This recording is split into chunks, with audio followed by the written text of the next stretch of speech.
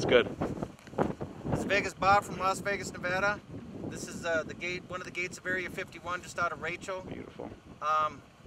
We just kind of drove out here, and we're not going to be hanging around too long because there is guards on there. They have cameras and stuff that say no video cameras, no photography, what have you.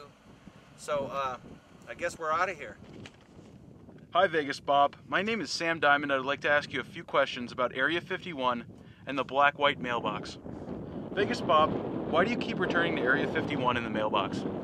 I keep returning to Area 51 in the mailbox because there have been more sightings, UFO sightings here than anywhere in the world. I find it to be very interesting.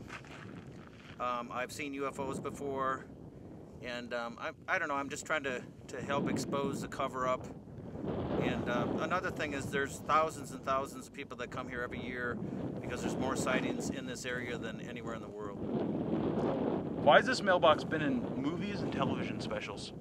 It's been in movies and television specials because of the sightings here, you know, the buzz. You know, people talk about the mailbox. This mailbox at one time, it used to be black, and they paint it white, and then people scribble all over it. It's got alien down there, and it's actually Steve Medlin's. He's a farmer that lives over there, just on the edge of Area 51. Okay. Why do you think there have been so many UFO sightings around this mailbox in particular? Well, I believe that there's been more sightings around this mailbox because of there was a crash in Roswell, July 4th, 1947, and they brought the aircraft or spacecraft and the aliens. There was like 4 or 5 bodies. They brought them to somewhere in the Midwest, and then they brought them to Area 51 because of the security, and then they put this spacecraft in hangars, and they've been trying to duplicate it ever since. What do they do at Area 51? Pretty much, you know, they do a lot of scientific aircraft research. Maybe the stealth bomber, you know, this UFO spacecraft, and you know, things like this. Other than that, it's very difficult to get into Area 51. It's almost impossible.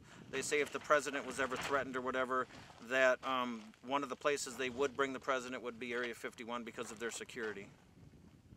Why would UFOs or alien life from other planets be coming to Earth? Well, I believe that aliens, ETs, have been traveling to Earth in their spacecraft, their UFOs, for thousands of years. You know, possibly thousands of years before we even existed. This could have been their planet before we were here, and we could possibly be hybrids or you know, be part aliens ourselves, a small percentage. And you know, I believe, like I said, I believe this planet was theirs before it was ours, and they keep coming back and giving us technology. It's kind of a test. Maybe we're like you know, like a petri dish. You know, a bunch of people, a bunch of ants in an anthill or whatever. We could possibly be an experiment. I'm really not sure. If you believe in UFOs and life on other planets, why do you think the government keeps trying to cover up UFO sightings and abductions? Well, I believe that the United States government has been covering up this stuff for so many years. You know, back in 1947 or back in the late 1800s or whatever, when they first started seeing UFOs, you know, if they were to tell people there was life on other planets, people would like freak out. I know that George Orwell's did that radio program before he put the movie out, War of the Worlds. People went into a panic. They started, you know, they started to get real paranoid and panic, and so, you know, back then, you know, if they were to let it out, people, I don't know, I don't, you know, people would have a problem with it. Also, I believe that a lot of religions around the world, they continue to, you know, they're in contact with the United States government. They don't want this stuff to leak out.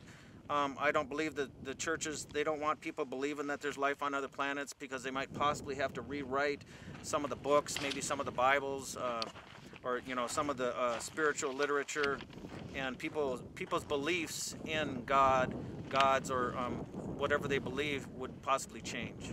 Have you ever seen any UFOs or aliens? I've seen several UFOs at around this mailbox on the edge of Area 51. I've come here several times. As for ETs, aliens, I've only seen them once. I saw them in the Midwest about 20 years ago. I was at some friend's house sleeping on the couch. I woke up and I saw 4 figures around somebody's head. I don't know what they were doing. They were about 4 foot tall. They were glowing in the dark. And when I first woke up and viewed them, I rubbed my eyes with disbelief. I wasn't sure what I was seeing. I rubbed my eyes, I looked again, and I yelled out, "What's going on?" They looked at me. They all turned around and looked.